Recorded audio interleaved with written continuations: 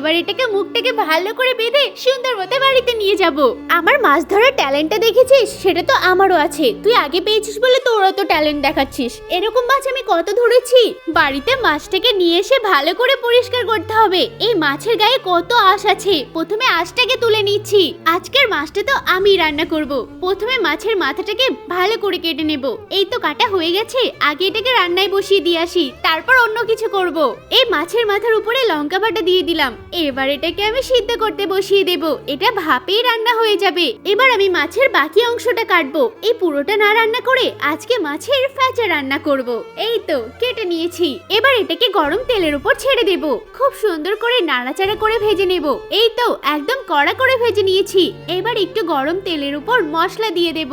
এদিকে আমার মাছের মাথাটাও রান্না করা হয়ে গেছে। গরম তেল দিয়ে নিয়ে এসেছি। এই দেখ, আমি মাছের আঁশ ভাজি করেছি। আর এই মাছের মাথাটা কি ভালো খেতে হয়েছে। তুই একবার মাছের আঁশটাও খেয়ে দেখ, এটাও কিন্তু অসম্ভব ভালো হয়েছে।